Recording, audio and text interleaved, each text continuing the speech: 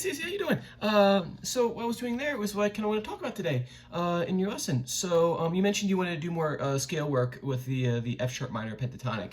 So I thought since this is kind of like a bluegrassy kind of song, it might be kind of fun to take the scale that works with the tune and then see some kind of like some sequencing patterns you can use with it, and that way we can solo over top of it next lesson. Or what I'll do is actually you can solo over top of the karaoke track, which I'll talk more a little bit more in a few minutes. So cool. First things first, let's go over the F sharp minor pentatonic scale. So it's just a real easy scale in here in open position. What you're gonna do, it's first fret on the third string. So you hit 1. And there's only one note on that string, so we just have to worry about that. Otherwise, we have to reach out here. But I would keep things simple for today. So we have 1, and we have 0 on the second string, and then we have 2 on the second string. Then we have open on the first string, and then 2 on the first string. So we're going through that one more time. You can see here 1, 0 on the second string, 2, 0 on the first string, and then 2 on the first string. And you do it backwards. 2, 0, 2, 0, 1, and that's it.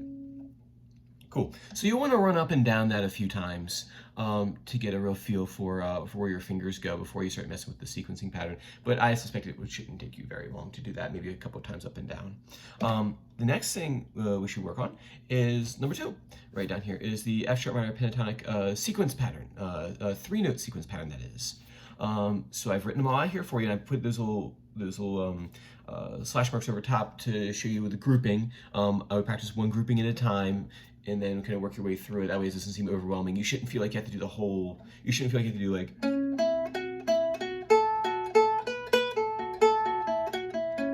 right? When you're working through it, just do like a couple at a time, and then when you feel comfortable, move on to the next one. But like I said, you've already done a few sequence patterns already, so I'm not too worried that it'll take you very long to do that. So we'll go through it together. So we have 1, 0, 2. That's the first one here I have written on the paper. Right? So you have 1, 0, 2, right? Go back a note. 0, 2, 0. So it's kind of like 2 steps forward, one step back is really what this pattern is. So we have, I'm going to start from the beginning. 1, 0, 2, 0, 2, 0 on the first string. I'm going to back up a note. 2, 0, 2 on the first string, and then 2. Then we're going to go backwards. Now we're going to now we're going to do the second half. 2, 0, 2. Okay, go back a note. 0, 2, 0. Go back a note. 2, 0, 1. And that's the sequence pattern right there in the open position, F sharp minor pentatonic. And if you get it kind of fast. And what you heard me just doing at the beginning of the lesson, I basically was just playing variations on that, just kind of messing around a little bit. Some of it sounded okay, some of it didn't, so, but it's all right. So you can solo over top of the song with that right there. And we'll talk more about that in just a second with the assignment that I want to give you. Next thing, number 3, is we need to go back and revisit our bar chords. I know it's been maybe a couple songs since we worked on them, but there's one in this tune, and before we get to that section next week for the chorus, I want you to practice it this week. That way when we get there, you'll have already kind of worked out the bar a little bit. I remember your bars were already sounding pretty good anyway. Let's just go through and just recap real quick on bars. I'm thinking usually 3 steps when doing this. The first step is, don't worry, it's going to sound buzzy. I'm expecting that. It's going to take a little bit of time. I am expecting that. Never had anybody play bar chords go, oh, what's a bar chord? I never put one. Oh, it sounds perfect. Okay, let's move on. This never happened in my how many years of teaching I've done. That's never ever happened. So don't worry. First thing. Number 2 is the first finger placement. Right. So sometimes we see, like, sometimes I see students do this. They'll do a bar and they'll just like slap it down and go, okay, it looks good right there. You want to get on the fret wire, right? This metal bar right here, the fret wire, that's where you want to get. So you take your first finger, and what you can either use like a mirror, or like you can put your phone up and like look, or because sometimes like a perspective this way is not the same as a perspective this way, I find. So when I used to practice in the studio or at school, is that there would really be like a mirror in the room, and I would watch my hands, because sometimes our point of view from this way is different than the point of view this way. I guess I can be prophetic, I guess. Like, it's not as a philosophy. It's a philosophy class now. Anyway, so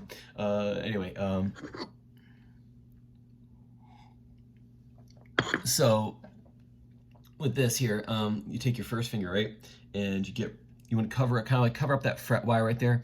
See how I can see it right here? So you want to be bumped up against it right here, right? And then you can look across from, like, say if you're using a mirror or a camera, and if it's straight up and down that way, covering that. So it shouldn't be this way, it should be this way right here. So you get your first finger on that fret wire right there. Now here's what usually happens next is, like squeezing, the death squeezing the neck, right? And what I found is actually using arm weight seems to help more. It's a better visual.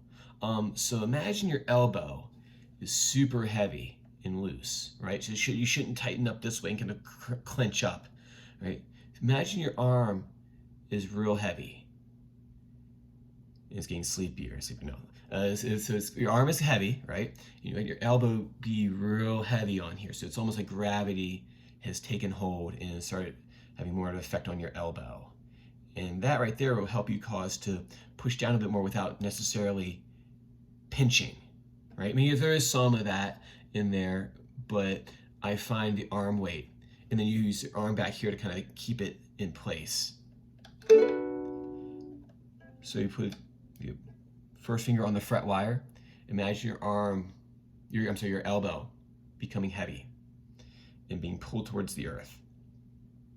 Keep that elbow loose, so don't tighten up. Don't tighten up. Be like, okay, my arm's heavy, it's super tight. No, real loose. Keep the arm loose. And strum through and see what happens. Right, so keep the arm heavy. Right. And then with this bar chord in the song, in the chord that's coming up in the song, is B minor. And B minor can be found here on the second fret of the uke. So you have your bar here on the second fret. You're on top of that fret wire. Your elbow is heavy, pulling down. You put your third finger out here.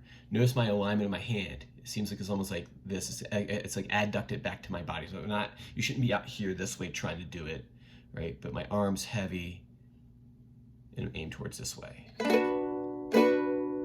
Right? Your bar there, third finger here, and then strum through. It also helps to think of what notes you're actually fretting with the bar. Because when we're doing this bar right here, the B minor, we're not barring everything, right? There is one string that we are not barring, which is the third finger right here, right on the fourth string. So that helps kind of go, okay, where do I need to distribute the weight of this heaviness?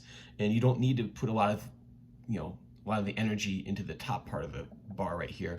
Let the arm feel heavy, and just be aware that this the top three strings that you're looking to bar. And I think that psychological sometimes helps us think, okay, I don't need to feel the weight on every single string. I just need those top strings to ring through. So I find that helps. So first step, don't worry. Second step, place your first finger on the fret wire.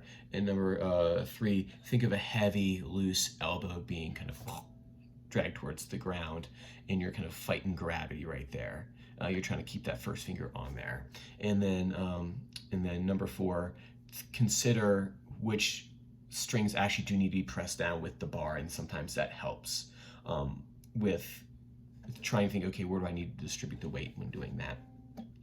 So that's all I gotta say about bars. Work on that. And then number 4, the last thing that I want you to work on for today is Amy. So we're going to talk about the chorus next week, okay? But for this week, I want you to practice having fun with it. So I've pulled up actually a karaoke track. Karaoke tracks are actually really good for us to practice soloing on because obviously they've taken out the vocal line. So we can sit here and just practice with a full backing band. Because I know your band might be like in hiatus right now. So this is like the next best thing. And it's fun, right? Like you want to sound like you're playing the tune. And if you're just trying to play up and down F sharp minor pentatonic and doing sequence patterns, that's all well and good, but I find that slightly boring. So I actually have like a bunch of recording equipment I record stuff with to make my solo practice a bit more interesting. So if I click that on there, I hope you can hear that. And I would just literally practice like the scale first.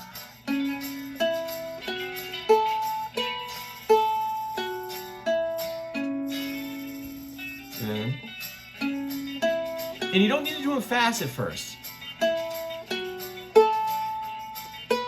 It just says F sharp minor pentatonic 3-note sequences. And you can go faster too once you get that down. So the first you can do it slow.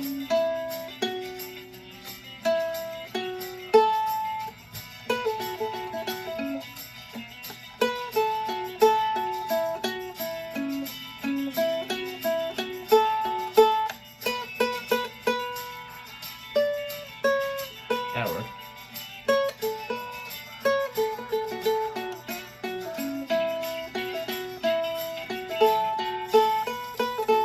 Something like that, I don't know.